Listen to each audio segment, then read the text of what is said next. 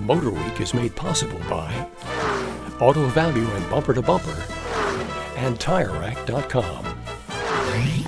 When Toyota first introduced the Corolla to the U.S. in 1968, its intention was to offer a car that blended quality, style, and economy in one neat little package.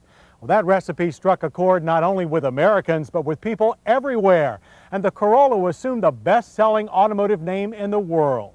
Nearly 30 years and 8 generations later, Toyota is still using the same tried and true formula for yet another new Corolla.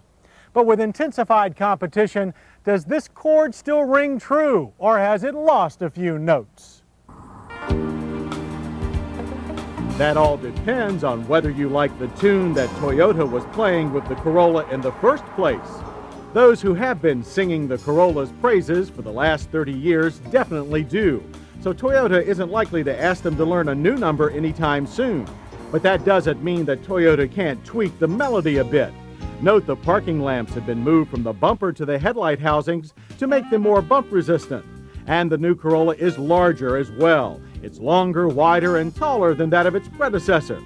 Overall, the familiar and smoother sheet metal now bears an even stronger resemblance to its big sibling, the Camry. And the family traits don't stop there. In appearance, the Corolla's new interior is also very Camry-like, with slight increases in front head and legroom. Though its lesser status is reflected in the rather disappointing quality of most interior plastics, especially that of the dash.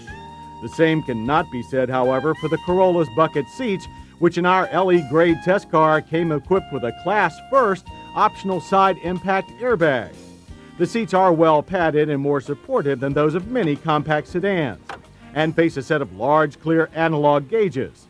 The optional compact disc stereo is well laid out and easy to reach, as are the rotary ventilation controls shared with the new Sienna minivan. The warm weather power sunroof, optional on LEs only, takes up less headroom than before, while the huge glove box and a host of nooks and crannies provide plenty of storage space all year long. And the new cup holders, well, they now hold real cups, not just 12-ounce cans. The rear bench seat is comfortable and offers adult-size headroom. But since Corolla wheelbase is unchanged at a short 97 inches, legroom is far too tight.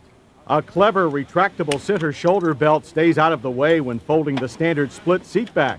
We thought the pass-through opening was a bit tight, however, and wondered why Toyota insisted on putting the seat back release in the trunk. The trunk itself is quite roomy, measuring 12.1 cubic feet. To haul an extra 130 pounds of car, Toyota has given the Corolla an all-new 1.8-liter twin-cam 16-valve four-cylinder engine. Now all aluminum, it pumps out 120 horsepower and 122 pound-feet of torque. That's a 15 horsepower increase. The base 1.6-liter engine is gone. But the one Corolla engine is offered with 3 transmissions, a 5-speed manual, a 3-speed automatic for VE and CE grade cars, and our LE test car's new 4-speed automatic.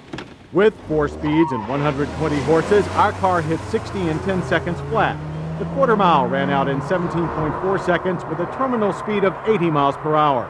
Bottom-end power was quite strong for a mere 1.8 liters of engine, and the power band wide, flat, and steady. The new 4-speed transmission is among the smoothest of small car automatics, with gear ratios that make efficient use of all 120 horses. The McPherson strut suspension is carried over from last year. We found that, despite a sudden cold snap that robbed our testers of tire grip, it delivered the controlled, predictable handling that Corolla drivers have come to expect. Braking also suffered slightly due to the cold, averaging 140 feet from 60. But with optional ABS controlling the front disc and rear drums, stability was first rate. Our drivers were also very impressed with the Corolla's performance on the street. Daily commutes and even long highway trips were less tiring this year, thanks to substantial improvements in sound insulation. While the more rigid platform helped give the Corolla a much more comfortable ride than ever before. Not yet Camry quality, but very good for a compact sedan. And if you want this very good compact sedan, the Corolla line starts with the VE model, which costs $11,908. The midline CE starts at $13,788, while our LE automatic starts at $15,598 and comes to $18,715 with options and delivery. Now, that's over $1,000 more than the mechanically identical Chevrolet Prism and as much as some midsize sedans. And that's despite an overall drop in Corolla prices of almost $1,000 on average. But then this is a Toyota, and Toyotas have always been pricey, but their fans just don't seem to care. They, like us, will favor the Corolla's slick Camry-like styling.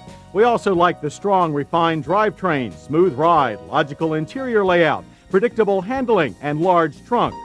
Misses include the bargain interior plastics, tight rear legroom, and poorly located rear seatback release. And while we're glad to see Toyota finally lowering its prices, almost $20,000 for a compact family sedan is a bit rich.